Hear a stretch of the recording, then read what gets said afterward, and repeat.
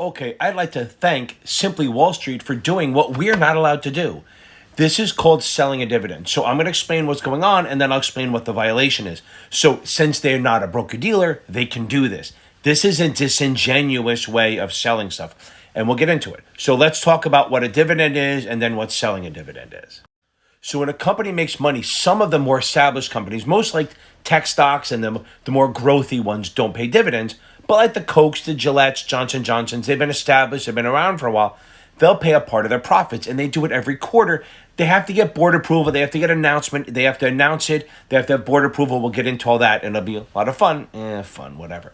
So this is saying that if you, in 913 or whatever it is, you're going to get a 46-cent dividend. For every share you own, that they will pay you 46 cents. And that's the thing. And that's great. And a lot of people buy stocks for the dividend. But I always think it's a little weird because you're taking profits out of the company, but who cares? So now, if you buy this Coke and you're getting a dividend, you're going to get 46 cents. If you buy it within 4 days of the 9th, so I guess by the 13th is what they call the cum date, you're going to get the dividend. Now, let me explain what that means. So the company will set what they call a record day. The day is that, so they have to figure out a day that if you own the stock by that day, you will get the dividend. Okay, so if you own it by what they call the record date, which is here, that's just say Thursday, whatever date that is. If you own it by that day, you will get the dividend in a couple weeks whenever they send it. But the question is, will you own it by then? Because remember, in our business in FINRA, you have to, its settlement is T+2. So if you buy it on a Monday, it settles on Wednesday.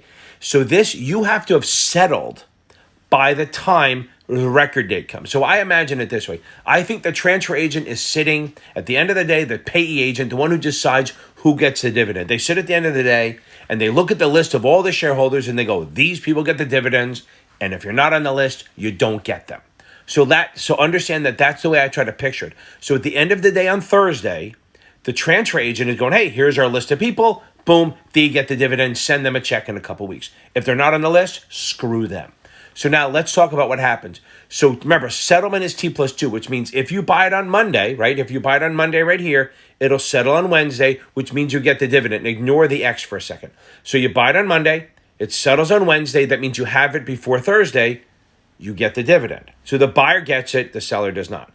If you buy it on Tuesday, it settles 2 days later on Thursday, which means you're there in time, you get the dividend, okay? So you buy it on Tuesday or Monday, you get the dividend. These are called the cum dates. I'm not spelling that. I got to say it very carefully, say cum because it's C-U-M.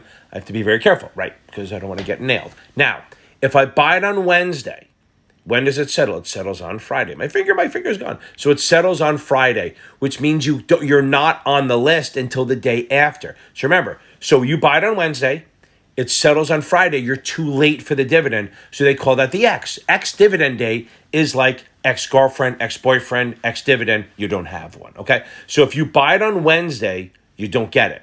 You settles on Friday, you're too late. They don't see your name on the list.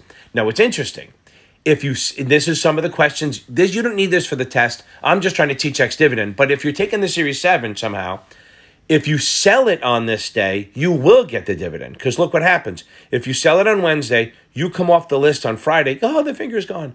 You're still on the list on Thursday, so you'll get it. So if you buy the stock before the X day, you get the dividend. If you buy the stock on the X day or after, you don't get the dividend, but the seller does. I hope that's a good explanation. Now let's go into what Simply Wall Street kind of did that we're not allowed to do. So what happens is, here we go. So look, it's a 3% dividend yield. That's awesome.